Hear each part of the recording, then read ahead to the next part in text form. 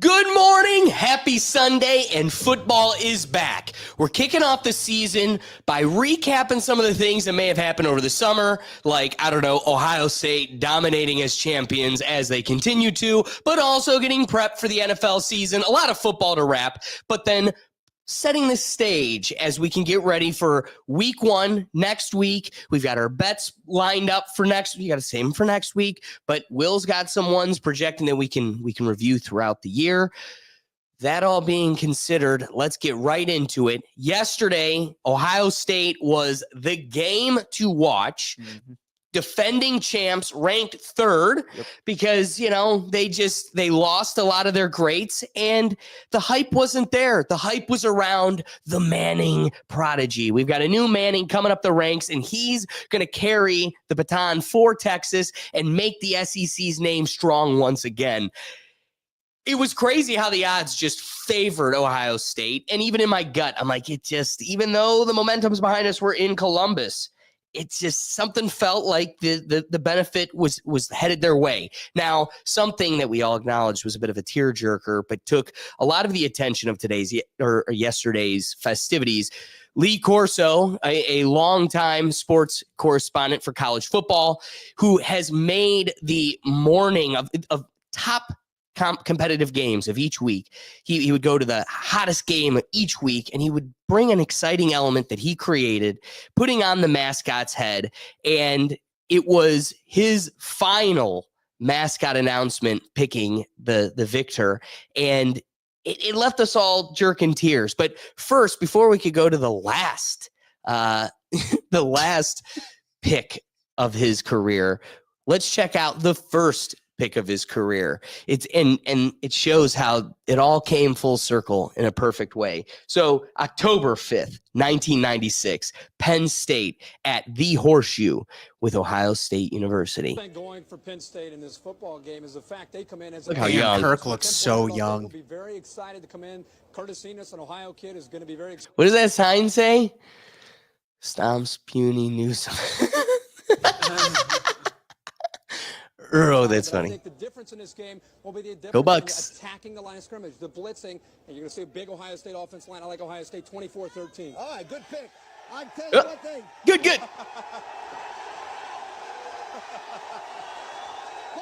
Dude, look at that Brutus head, man. I know. It's like a stuffed plushie. It looks like a donut.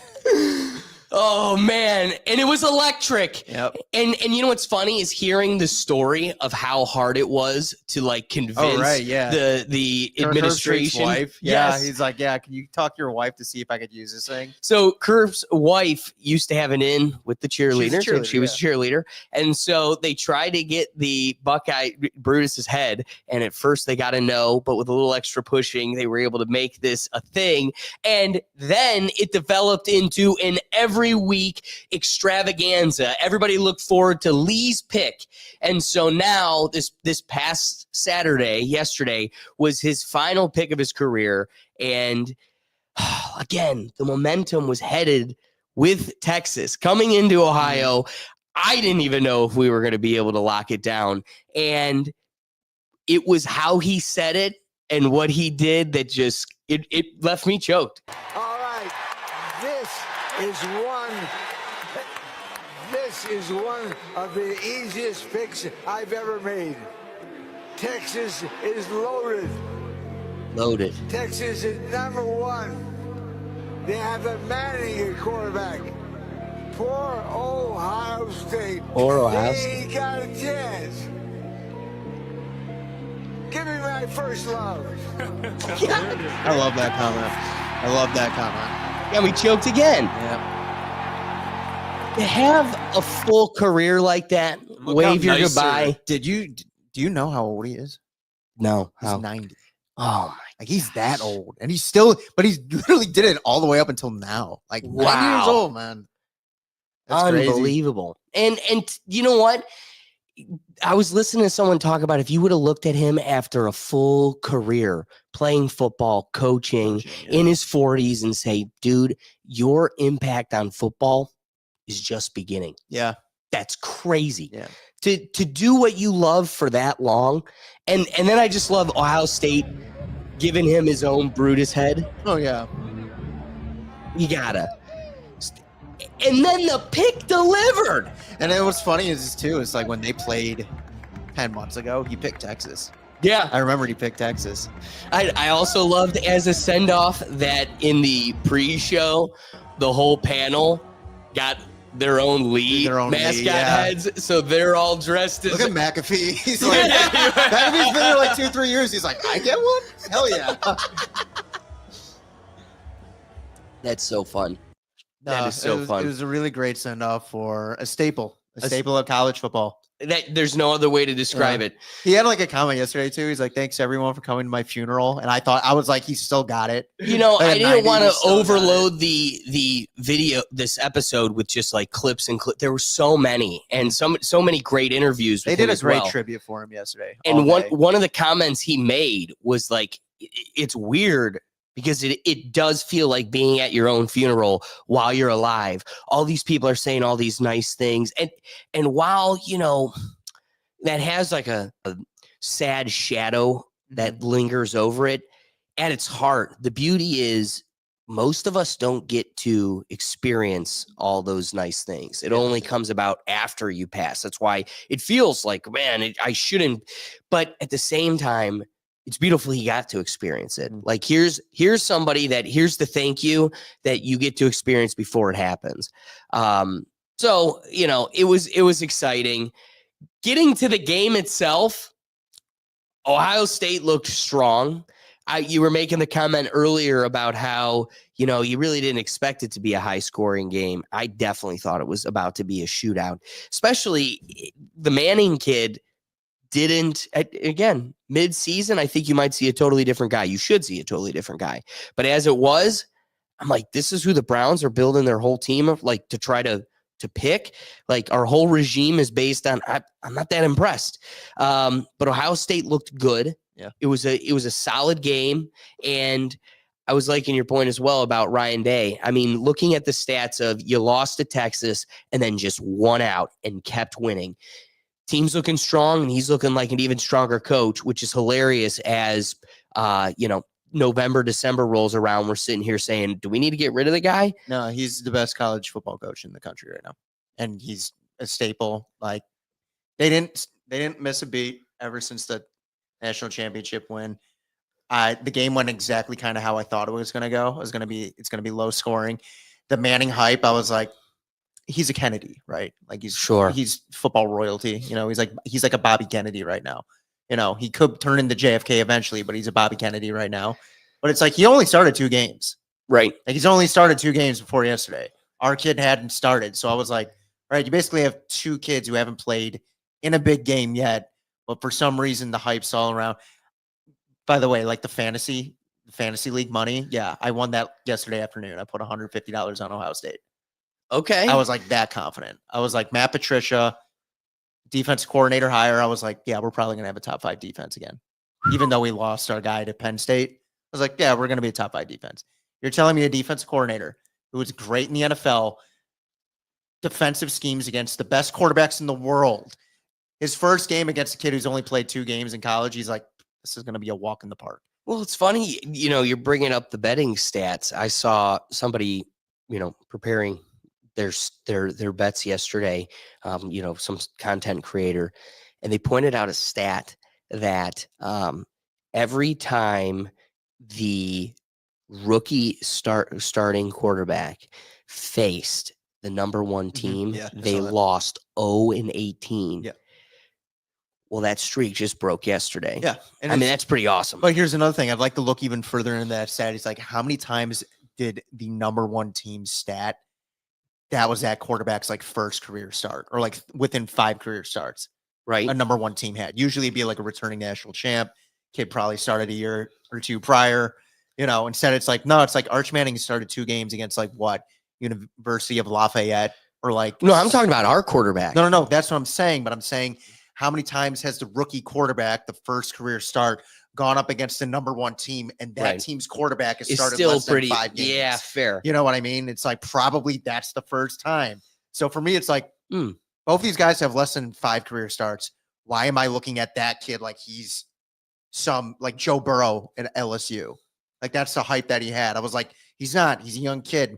My hot take for this year going into it was, yeah, Arch Manning's not going to the draft next year. I don't know why everybody is saying he is, because especially after week one, it's like week one, it's like You need time. you need time, and there's nothing wrong with that. The kid's like 19. He's a true sophomore.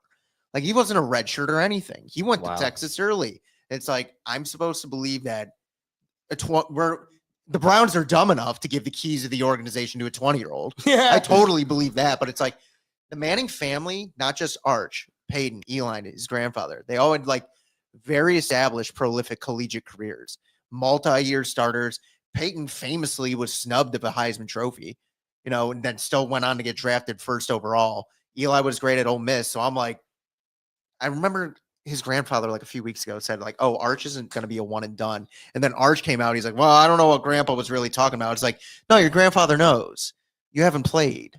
This isn't college basketball.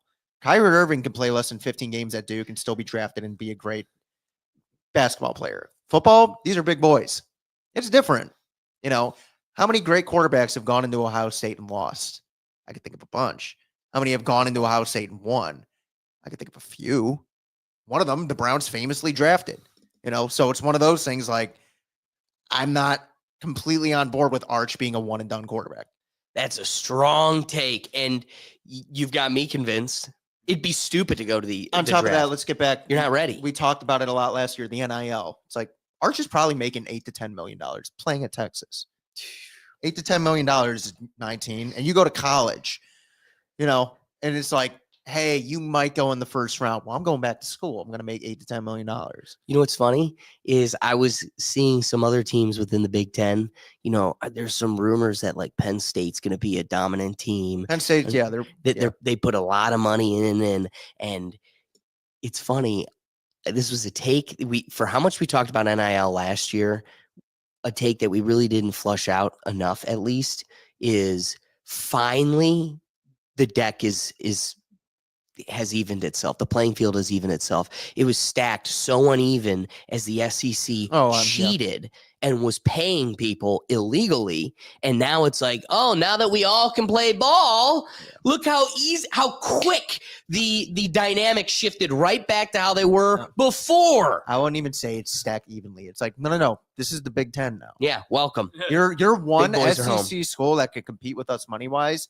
Their generationally talented quarterback looked lost. This is what Children on Islands buys at the highest dollar, baby. Les Wexner, pay us. This is Ohio State. This is another hot take, but it's like I could see Ryan Day and Ohio State having like a 5-year dynasty.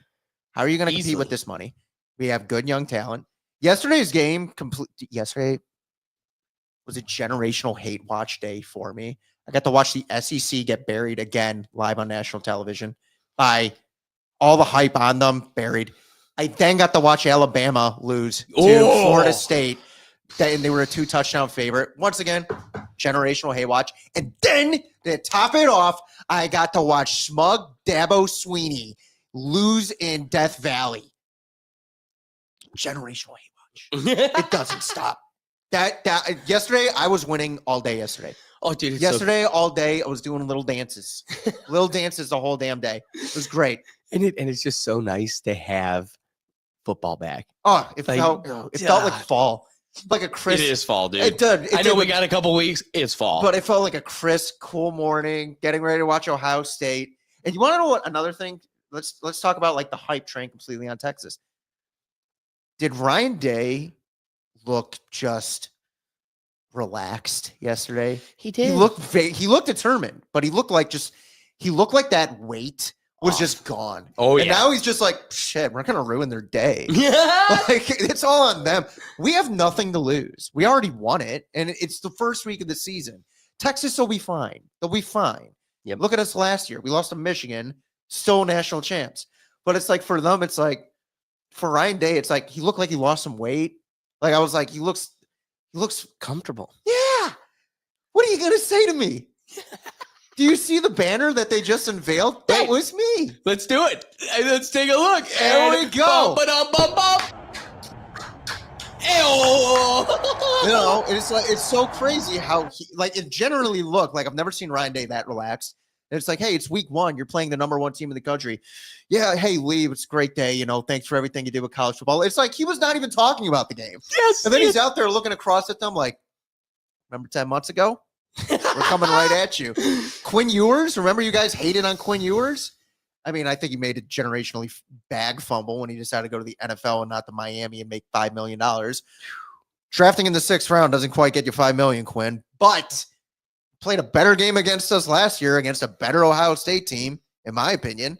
That was a more loaded team. We're a younger team. Yeah. You know? Which means we Arch got time was seeing on the- ghosts. Don't kid yourself. I know all 3 of us were looking at Arch after like the first 3-4 drives going like, he looks uncomfortable. Yes. Imagine Ryan Day 30 feet from him going like, he looks scared. I see a lot of white in those eyes. Doesn't look exactly dialed. Yeah, send the dogs. Send all the dogs at him. And it worked. And then they were like, dude, we don't even need this quick kid who hasn't started a game. We don't need him to do anything crazy. Just make your throws, hit your reads. We'll run the ball, control the field. Defense is just going to smother him. When he threw that pick, I was like, oh, they're done. Yep. They're done. Like he's like, there's nothing downfield for him to hit. He had like 2 good downfield throws the whole game. And again, there's a part of me that feels bad for Arch. It's like Shador. Shador's not bringing this necessarily on himself. It's a huge part. The big part is the media. It's the fans. It's the people that lose their like, oh my God, Texas fans, dude, you don't even know what's coming. You got the Arch avalanche coming. And it's like, he hasn't played. Like he really hasn't played. And that's not the kid's fault. That's just like, it is what it is. Right. And then when he loses, it's like you look at them and be like, first time? I know it's not. In fact, it's your 2nd time in 12 months.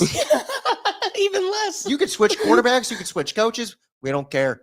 We got your number. We got your number, you know. So I thought it was a great day for the Ohio State. I thought it was an even Great better day day for for the college Big Ten. football.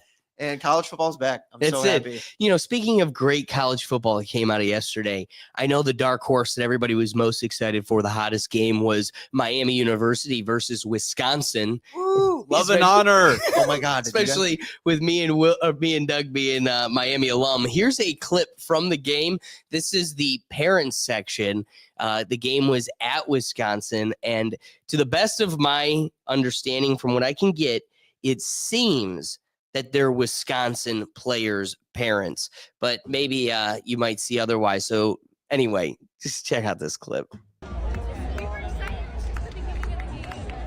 I asked him, when do we all sit down? And he said, when the people in front of him sit down. The people in front of him are down. Valid. Look at that face. I'm excited to see what Slappable face. We all know him. stand up. So sit down so we can all watch our kids. It doesn't help that they both wear red. No, but he just said watch both our teams. So I like the guy in the front. Sit down, or you're all getting out. I mean, I'm sorry. It's a valid point. If I look at you and go, please sit down. Oh, I can't. The people in front of me are standing up. Well, when all the rows preceding you do sit down, this is the moment. Yeah. We're sitting down for a minute. And I don't care if they're at the other side of the field. It's time. And seriously, what are we about to do right here? You're going to make us like escalate this? You want to see your kid, I want to see my kid, and I want to sit the hell down. Go figure, I paid for a seat. I don't know. I'm in the guy in the second rows. I'm on his side. Yeah, Like, I'm on that side. if the crowd begins to sit down, it's time to sit down. Everybody else is sitting and you're standing. You're the problem. How about this? When well, it's not the even guy, the student section too. it's the parents section. Yeah, It's like, dude, you parents got to sit. sit around these people for the season. This is game 1. You're going to be traveling with them. And when the row in front of you has to stand up to turn around to tell you, sit down. Yeah. Sit down. Yeah. Everybody's sitting And down. you know, they were telling him to sit down because they were just simply like, dude, you're causing a problem that shouldn't That's be here. right. Dude, boom. And again, with people, you got to spend the rest of the season with. And you know what? I don't mean to project, but I'm going to project. I'm going to go out on a limb and say the guy in the back row's kid is probably more valuable to the team than the kid right in front of him. I'm just going out on a limb, totally judging. Put me in jail. But I'm just saying, it's like my kid's going to the NFL. Your kid is second string left guard. Sit down. Yeah. Just guessing. Just guessing. I want to. Can we do weekly updates of this family? I feel like because I feel like this isn't going to go away. It's week one. We got to keep an eye on it. That's for sure. You want to know what I love is it's Wisconsin versus Miami of Ohio. Right. It's like you haven't played a Big Ten team yet. Yeah. And you barely beat them. But that's what was the neither here nor score? there. Miami's been It pretty was like good. 17-0 or something like that. Like they held them to nothing, but it was a low scoring game. Miami's had you guys had You some know, pretty good football these recent They're days. holding it down. When Ohio State played Miami, I think it was like 42-7. sounds So exactly yeah, right. not as well as Ohio State did against Miami. Yeah, well, that sounds exactly right. Yeah, that sounds exactly right. That sounds exactly what I would think it'd be. So, closing out a fun college football weekend, and we got a whole exciting season ahead of us. Yeah. Now it's time to pivot to the NFL. And with a whole lot of developments throughout the season, we had the draft since we last saw you, and a lot of exchanges of players. I mean, Aaron Rodgers is a Steeler now. We've got a whole bunch of shifting. But of all the NFL news, of course, the most important and the most exciting has been finally an engagement. Marry me, Taylor? How much was that ring? I don't know, like $1 million? Get up. Come on, Tay-Tay. I just was trying. Now. Not this again. Get back in your leash. No. Wait, stop. Get away from me. Somebody help me. Where you going, man? She's a succubus. Yeah, go back again. Oh my God. Her face starts like almost in the Joe Biden. I'm sorry, babe. Look, I'm wearing the leash. Yeah, I'll wear it forever, baby. You can boss me around. Good boy. The new captain of the NFL. That was great. So, with all the shifting and changes, of course, this is going to be a topic close to our hearts because we're damned as forever Cleveland fans. But we've just got quarterbacks falling out the wazoo. We picked up Shador, which is getting everybody's attention. And then people are upset that, my Flacco sweatshirt is relevant again. We brought the guy back. My dad yelled at me, "You're buying this for the playoffs? We're going to be out in a game or two. That's a total waste of money." And I've been laughing with him. I'm like, waste of money. You should have looked at me forever. You should have looked at me like, Dad, if only you knew how many V-Bucks I bought. That's a waste of He money. doesn't need to know that. So while we're going to get into the quarterback situation, they're falling out the wazoo. And, it's kind of like, where's Waldo? Where's our favorite massagist? Where's Deshaun? And then we're going to San Tropez, and we're going to stop over. This was yesterday. You can't do it with kids. It's a no-go scenario. The other one, Yesterday. I'm Yeah. going to the French Riviera. he's on his honeymoon. Good for him. Honestly, There's a whole series of these videos. I wanted to do the one of him dancing. It's like, man, that ankle looks fantastic. It doesn't matter. We don't want him to come back because we're happy with our roster. Hey, speak for yourself, dog. I want him back on the field getting hit. I don't want him to ever set Getting foot on that hit. field. I want him to go tear the other one. That And- on and- balance with, again, like I said, an exciting Cleveland Brown legend, Joe Flacco. I want to get a little flavor of a Baltimore Raven legend fan, Stavros, as he's a big Flacco guy, Oh, but Flacco fever. it just baby. really stinks that whole Flacco excitement is seasoned with Browns, just Browns. It's incredible to watch Flacco, dude. Yeah. It just feels right. This is from Barstool. He just, no matter what, his spiral is just so fucking good. Well, that's what it is. It's like a girl you dated in college and you've drifted apart, and it's like now we're in our 50s and I see her at a wedding and it's like, she's a little worse for wear, the wrinkles or whatever but that rack is still singing. That's Flacco's spiral, dude. It's like a great pair of thieves that never sag. It's so exciting too because it's like Can't take away the touchdown, technique. No. PI, or the worst interception you've ever seen in your life. All three are in play. Yes. At every single time he drops back, and it just kills me. It's for the fucking Browns. You could put him theoretically, I think, into his 50s if he's behind the best offensive line in the league. I think he could play forever. Just get tossing those beautiful spirals. It's like an extra dated. Dude, I saw Great another one he did where assets. he's like talking. I think it was on Barstool again too. It was like a few years. The first time we got him, he's just like they talked about like how he felt about like Lamar taking over, and he's like, dude, I love Lamar, but he's like, but there's something about Flacco that I trust. And I was just like, yeah, I mean, one's got a Super Bowl. Exactly. So yeah, I get it. Well, let's get to the Sanders that everybody cares about, even though Flacco is clearly the veteran that we should be relying on. You know, we talked about college football, Deion being the reason he's got all the attention. And Doug, this clip is for you. This was from yesterday as Colorado was getting ready to play.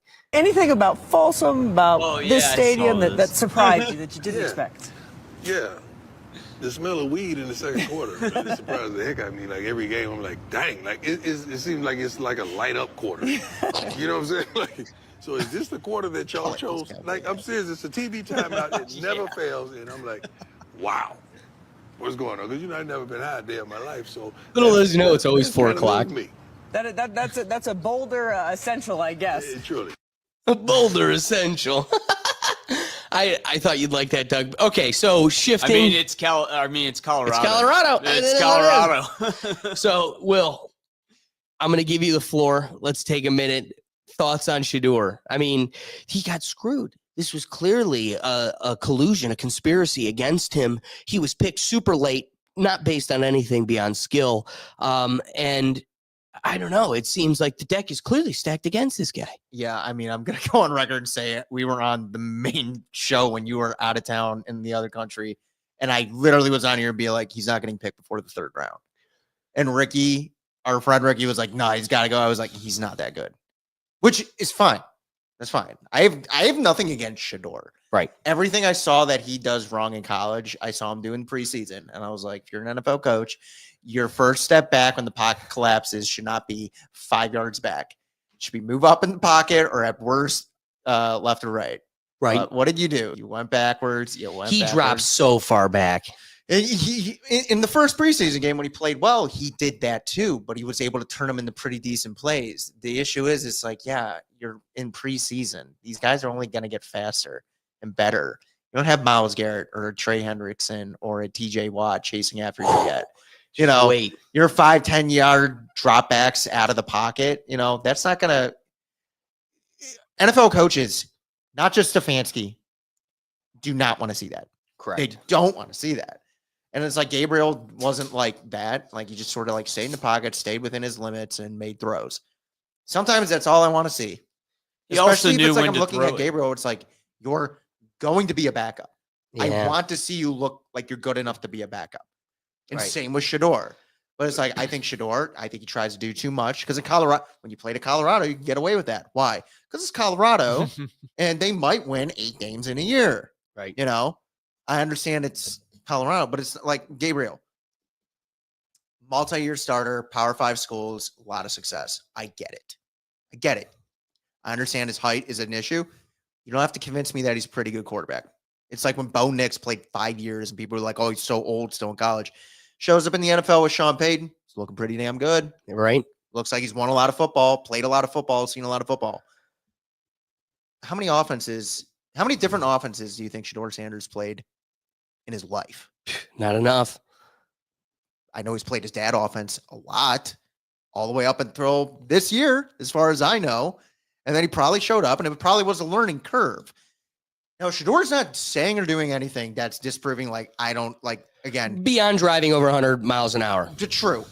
Myles Garrett does Twice. Myles Garrett has done it 10 times in his career. He's going to be a Hall of Famer. We love him for it. Mhm. You know, the thing is, it's like, but as being a player on the field and like off the field, it's not like he's doing anything like egregious or saying anything egregious to where I'm like rooting against him. Right. It's just more like the idea, like, I know you mockingly said, but like, I can't believe we're sabotaging him. Which, funny enough, I was thinking yesterday, because I know Andrew Berry and Kevin Stefanski and Jimmy Haslam were at the Buckeyes game, and then like it was like halfway through the game, and I looked at my dad and I was like, I can't believe that Kevin Stefanski is sabotaging Arch Manning this game, like for us to not draft. Like, I'm just thinking about it. I was like, what a stupid statement, like what a stupid idea. It's like, we're not. There was a fair competition. They all went through the same practices. They all worked with the 1s and 2s and then 3s and 4s outside of Flacco, because they knew Flacco was starting. And they didn't just want to say it a few weeks ago, because they probably were like, I can't believe we actually have to come out and say this. But it's like the Gabriel and the Sanders thing. It's like, we have 2 first-round picks next year.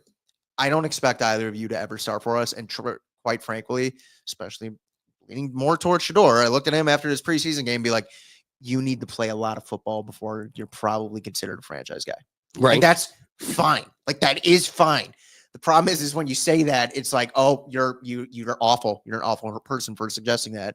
And it's like, no, I just think it is what it is, and that's the unfortunate thing. Heaven forbid we judge people based on their skill and character. I mean, when was the last time you heard about Cam Ward? He's the number 1 pick. Right. I don't hear a word about him. Number 1 pick. I hear about Shedeur Sanders all the time. And I get it. He's in Cleveland. But like the national media is talking about him way more than they're talking about Cam Ward. And way more than he deserves. And we complained about that. Like, dude, they overshadowed Cam Ward during the draft. You're still seeing it. And don't get yourself. People are going to probably see this and be like, oh, what about Arch Manning? You're right. You're right. They're going to do the same thing with Arch Manning. The difference is say like Arch doesn't leave the draft. He has a good second year. Maybe wins a Heisman. Maybe wins a few playoff games. Maybe a national championship. The difference is he did all that and had that success at Texas. Right. Shedeur went, 13-12 in 2 years at Colorado, and I was supposed to be blown away. I'm still not blown away. I haven't seen anything yet that I'm blown away about. Right. But I'm constantly being told he's a franchise quarterback. No, you're 100% right. So, I mean, that's my thought on it. Well, and it's going to be, it's just a sad dynamic that we have 10 quarterbacks and just keep counting. And this has to be a side ring to our circus. And they all keep getting hurt somehow. But speaking of circuses that quarterbacks are just, dealing with across the league, I don't know if you saw of the big NFL news this week, Mike Parsons was picked up by the Packers, and, it's got Caleb Williams freaking out.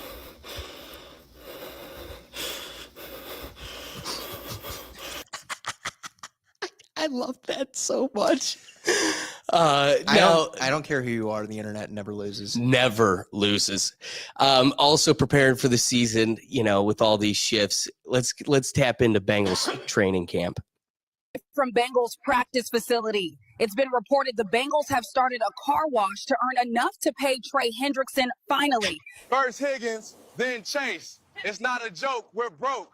If you want Trey, you gotta pay. That was pretty good. I love that. Oh my God, you should have made an AI series of those. Oh, we've got some in the bag. Trust me, we've got a whole summer and fall of football ahead of us. So, Will, we got to start ripping them out. Will's going to be doing a big bet for the year. Now, they do over and unders for NFL team records, and Will is doing one for each team. And then we'll be able to review this at the end of the year and see how many out of 32 he knocked out of the park. So let's start it off with image one here. What do we got? We got the NFC West. So right off the bat, the Rams, it's a tricky one, but I have them at over 9.5 wins. I am worried about that Stafford injury going into the year, but I don't know. It's Sean McVay and Stafford. If they're healthy, they're going to do well. I have the 49ers at 10.5 with the over. I think this is a year McCaffrey stays healthy. I think Purdy off the big contract. I don't think they have quite as tough as a schedule. I think you're going to be all right. Seattle, I'm pretty sure it's Darnold, and I'm going to take the under, but I'm taking the under like right at 8 games.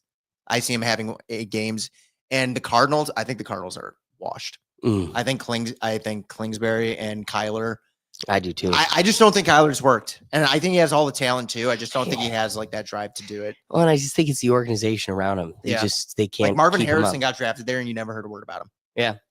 All right, let's go to the NFC North. The Lions, I have winning that division. I have them as a 12-13 win team again. I understand they lost their offensive coordinator, but I think defensively they're still pretty solid. Vikings, I understand they won a lot of games last year, but I'm not feeling JJ McCarthy. Really? I'm not feeling it. I'm really not feeling it. You don't even hear a ton of like confidence coming out of that camp about him. Sounds like they're trying to build I'm not saying they're going to be bad, but I think his first 2 months are going to be a learning curve for McCarthy in the NFL. I have him at about like an 8-win team. Okay. The Packers, I understand they just got Micah Parsons, but I'm a Jordan Love hater. I don't think he's the truth. I think he's a fine quarterback, but I'm at like 8-9 wins. And then the Bears, I'm giving it to Caleb Williams. Ooh. I'm putting my faith in that Finger Payton guy. I need him to win 9 games. I think this is the first year. I actually do think this is the first year the Bears finally have a quarterback throw for over 4,000 yards. That'd be good. They've never had that happen, and I think this is the year to do it. They need it. They need it. All right, NFC East. Eagles are winning 13, 14 games. I think you're going to repeat this year, truthfully, as long as Saquon stays healthy. I think Jaden Daniels is going to have a minor slump. I think people have film on him this year. I have him as like a 9-win team. Dallas, I think, is going to be dog poopy. I think they're going to be absolutely awful. And even before the Micah Parsons trade, they'll win like 6 or 7 games. Dak will help them get to 6 or 7 games. I doubt Dak stays healthy the whole year. He's been battling a bunch of injuries. But I have him as like a 5-6-win team. Brian Schottenheimer, not even Marty Schottenheimer is their new coach. Nobody knew who the hell he was. That's how I know Jerry Jones is on the way out. This is the only time I want to talk about the Cowboys the whole year because I cannot stand the damn Cowboys. Other than every week, I'm going to pick for them to lose. I will pick for them to lose. I will eat it if they win, but picking them to lose. I cannot believe they went with him as a coach. Yeah. And the Giants, by their bye week, Jackson Dart, who I think is going to be rookie of the year, is a dark horse rookie of the year, is going to be their quarterback, and I think they're going to win like 7-8 games. I can see that. All right, NFC South. Bucs are winning about 11 games. I can see it. They're going to win. They're not going to win a ton of games over but they're going to win like 11 games. They'll sneak in. They'll, Baker and them will be fine. I'm nervous about the Falcons one with Penix. I don't know how he's going to be. I could see them getting 8 or 9. But I could see him getting 8 or 9. I agree. Panthers, I think Bryce Young had a better second half of the year. I think it built his confidence up. I think they're going to be a 7-8 win team. The Saints might win 2 games. That's like sad, but you're right. It's going to be like the Saints and like maybe another team or two fighting for like the number 1 pick. Well, we need it to be the Jags. All right, getting to the AFC, looking at the AFC West. Chiefs, they're going to win 13 games because Travis Kelce got engaged to Taylor Swift. The Chargers are going to win like 10, 11 games. They're just going to barely miss winning that division because Travis Kelce got engaged to Taylor Swift. The Broncos are going to win right at 9 games, unfortunately, because they're going to get kind of screwed over by the Chargers a little bit and the Chiefs because Travis Kelce got engaged to Taylor Swift. And the Raiders are going to win 7 games, just barely over, and Pete Carroll's return to the NFL because the other teams are pretty good and Travis Kelce got engaged to Taylor Swift. So it's a tough conference. It's a tough especially conference when Taylor's there. When Travis Kelce got engaged to Taylor Swift. It's tough. AFC North. The Ravens are going to win exactly 11 games. They're going to win exactly 11 games. The Bengals are going to win exactly 11 games as also. You're going to lose a tiebreaker to the Ravens. The Steelers, I'm going to give them at that over. I'm just praying. No, I just do not want Aaron Rodgers to ruin Mike Tomlin's streak. I really don't want him to. Because if he does, I will look at everybody going forth and be like, he's officially out of the top 5 quarterback debate for all time. Yep. All time. I agree. That guy has kept that streak alive with Kenny Pickett, Doc Rogers, ailing Ben Roethlisberger by the end, which I mean, Ben was still Ben. Russell Wilson, Mason Rudolph, who might be a secret racist, we don't know, but like continuously has been able to do it. And if Aaron Rodgers is the one to do it, I will be like, he is a terrorist. He is up there with Al Qaeda. I do not like him. The Browns might win 5 games. You don't think we're getting 5, huh? Oh. You don't think we're getting 6, huh? Absolutely not. And I'm not putting that on Joe. I think we have a ridiculously tough schedule for a team that finished 4th. For a team that finished 4th last year, you usually get like a pretty cookie cutter schedule. Our first 8 games, I could easily see us being 0-8. Yes. Like I unfortunately can. And then once we put in Dylan Gabriel and Shador, we are looking at probably Garrett Nussmeier from LSU. What a terrible, terrible year we got ahead of us. All right, let's transition to the AFC East. Bills are winning 12 or 13 games, and they're going to lose to the Chiefs because Travis Kelce got engaged to Taylor Swift. The Patriots are going to win 8 games, but they're going to have a bounce back year. I think Drake May, he's going to be all right. I think he's going to be all right. The Jets are the Jets. They suck. They're going to win 4 games. Super confident with that one. And the Dolphins are falling apart at the seams. I think Mike McDaniels is honestly, they talk about him like how Colin Cowherd talks about Kevin Stefanski and Andrew Berry, like he's a genius. I think Mike McDaniels, I think he's a better coordinator than he is a head coach. Just looking at him, I agree. He does not look like the leader of men. Yes, I agree. Like, he does not look at just Tyreek Hill's comments. Yeah. He has no respect for Mike McDaniels. He barely has any respect for Tua Tagovailoa, which I honestly would look at Tyreek Hill and be like, dude, the fact that Tua is still a pretty decent quarterback and he probably won't remember his name in 10 years and you don't have respect for him. Like, that's just like, well, Tyreek is gutter. I get that. But like, I see them being like a 5-6 win team. All right. And last here, AFC South. I have Texans exactly at 9 wins. All right. Exactly at 9 wins. I have the Colts. I have them at just about 8. I do not see him winning that division, but I think Daniel Jones will sneak out a few wins somehow. The Jags are going to win 0 games. Jags are our first round draft pick. That the only thing I'm rooting for this year is them to lose. The only thing I'm rooting for this year is for Trevor Lawrence to never cut his hair. And then the Titans are going. I think Cam Ward's going to do all right. I think he's going to win like 7, 8 games. All right, now let's close out the episode. A send off to Lee Corso. Something that I just wanted to save for the end because it's just too precious. One of my favorite clips, highlights. You could only do one because there's an infinite. Go Bulldogs! Yale Bulldogs. Oh, wow. Not so fast, midget. Not so fast. Midget. Yeah, little Kirk guy. Herbstreit's hey, reaction. Not so fast. I go with Harvard. What's the matter? What's the matter? I'm going to go with Harvard. Yeah, she. All right, guys, so we appreciate you. I hope you're getting excited for football. We're going to be testing to see if Will's picks come out strong, or maybe he's going to have 32 ices he's going to have to chug. I don't know. But we're going to be getting back to our parlay picks of the week starting next week, breaking down. We're going to have a Thursday game to wrap up, and look forward to catching us next week as we have the Sunday football review coming back each week to you. You could look forward to us every day at noon. So as a send out, we're going to have just everybody wave our goodbyes. Thanks for joining us, and we'll catch you next week. Peace.